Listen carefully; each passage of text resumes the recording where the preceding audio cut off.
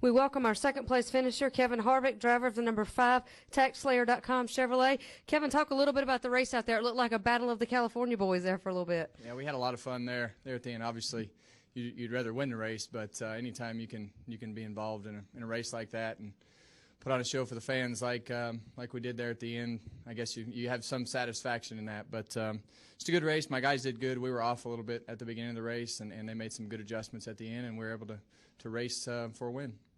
Also going to join us is Kyle Busch, driver of the number 54 Monster Energy Toyota, finished third in today's race. Kyle, obviously starting in 39th position, you got up front pretty quickly today. Talk a little bit about your run out there today. Yeah, we had a fast race car, but our package just wasn't great there through the middle part of this race, just kind of fighting some issues with being loose. And, there at the end we wanted to make some big swings to it, and we did. We certainly got it tightened up. I was just too tight there at the end to make any lower than the wall work. And Larson, once he got up to the wall, kind of blocked my air a little bit. But it was a great battle there. It was a fun race, the three of us going back and forth and trying to figure out who wanted to win the thing. But I know we all did. It just was certainly fun. And, congrats to Kyle of coming out on top here. And, it was just a battle there at the end that was pretty clean, and we were all able to come back, and it seemed like Kyle was loose and Kevin could definitely run better down in the middle, and I was way too tight. So there was definitely three totally different ways of running around this place and things going on, but we all ended up right there. Okay, we'll open it up for questions. We'll get started right here in the middle with Jeff. Jeff Clark from USA Today. I was kind of surprised because both of you said that you had fun and you're two of the most hard-edged aggressive guys. You hate to lose so much. So I guess my question is, was the race that good that it was enjoyable despite not winning? You want to go, or did you hear it? Yeah, it was just you want to win every race, and I think we all come here with the intention of winning every race, but you know that's not going to happen. So there's a lot of good competition, and you try to put yourself in position to win, and you race as hard as you can. And I think if we'd have got our butt kicked today and finished third by a straightaway, it probably wouldn't have been as easy to swallow as it was racing for a win and going back and forth with these two guys and having fun. Yeah, I mean, I kind of threw some of it out there in the first answer, but like Kevin said, you want to come out here and win. That's what we're all here to do. But, when it all comes down to the end like that and a great finish happens, there's shouldn't be anybody happier than the fans in the stands, So I thought that was a really good day. And maybe we put on the best show because, I had to start last and drove all the way to the front. But there at the end, we were just a little shy. And, Larson won. So, all in all, the fans won today. Okay, before we take our next question, we're now joined by our sixth-place finisher and top finishing rookie of today's race, Chase Elliott, driver of the number 9 Napa Auto Parts Chevrolet. Chase, talk a little bit about your run out there today. It was a very exciting race.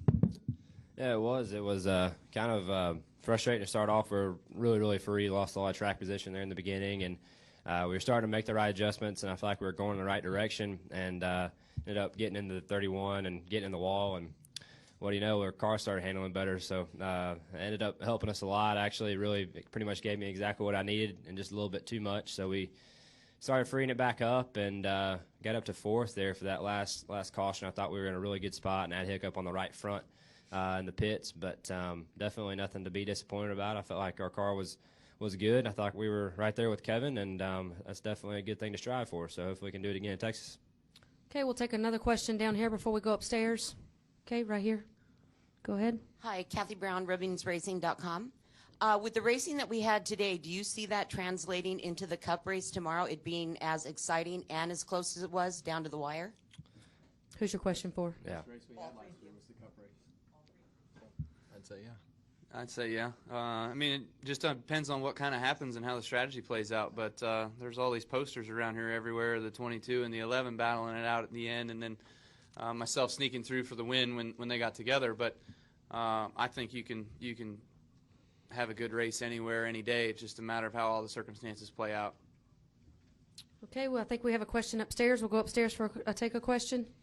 This is Dustin Long of MRN.com for Kyle and Kevin. If you can talk about maybe the poise out of Kyle Larson. Certainly with both you guys breathing down his neck, it might have been easy for somebody to have kind of buckled in that situation. I mean, the guy's, since the first race he's come in here, he's been competitive. So he's a lot like Chase sitting next to me. I mean, it's like no big deal. They just go out and drive and act like they've been here for 20 years. So it's pretty fun to see. Yeah, I'd say he did a great job. I mean, he held everything together. He was a little loose and running on the edge and right up next to the wall, but that's what Larson likes to do. So we see it a lot of weeks out of the year that he's able to do that, and he proved it again here today and didn't buckle under the pressure of either Kevin or I being up alongside of him or whatnot. He knew what he needed to do to win and did that. Okay, we'll come back downstairs for a question. I think we've got one right here. Okay. Hang on one second, Kay. Let's get a mic to Hey, you. Presto Cars and Competition. Would you clarify what happened in an inspection? Because it's still a little shady. We don't know exactly why your car couldn't pass inspection. Okay. This morning they rolled through inspection just to check everything as soon as they came in, and everything was fine. And they passed, everything was green. And then when they went back to inspection in order to get ready for qualifying, the NASCAR inspectors didn't like the length of the studs on the wheels. There wasn't enough thread showing, so we were going to have faster pit stops than everybody else. So they made us change studs. So all they did was roll around, change studs. They went back across the platform, and the platform said it was illegal. The car was. It was out of skew. So they came back, made an adjustment, went back across the platform, didn't change a number. Came back, made another adjustment to the car to get less skew, went back to the platform, didn't change the number. So they kept making laps. They kept doing little increments, but they weren't making any gains on the number. So finally, it was just a matter of like, all right, give up, start over, figure out what the heck's really going on. And you know, I think it took them still another 10 minutes after our session had ended before they could get through.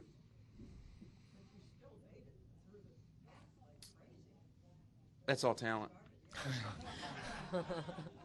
Okay, we have a question in the back from Michael.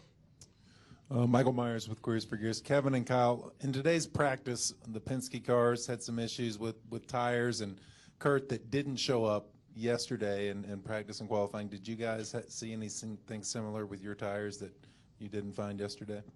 I think the one car had one yesterday. He spun out off of turn 4 with a left rear flat. I mean, it's just probably, you know, where everybody is on air pressures. Obviously, it seems like they've had 2 or 3 of them that have gone down, so we haven't had any issues yet, knock on wood. Yeah, us same. We haven't seen any issues yet. All the Gibbs cars seemed okay. Any final questions? All right, Zach, we'll take a final question right here. Zach Albert, NASCAR.com for Chase. The collision with Kwasniewski, you know, about the midpoint there. You know, TV had even speculated that maybe your car, the handling had even gotten better. No ill effects from that, or did it seem to change at all after that brush with the wall? No, yeah, like I said, I thought it kind of gave me what I needed there, kind of fixed what we were fighting. So it was, we've seen that happen a lot in the past. That's nothing new. If you hit it just right, you'll help your car. You flatten out the right side, and it's a good thing, especially at a place like this. So just a matter of how you hit it. And fortunately, didn't hit it hard enough to knock the spoiler back on the right side. That's a big thing. So I hit just below that, and it was just kind of the right way. So it happens every now and then, not very often though.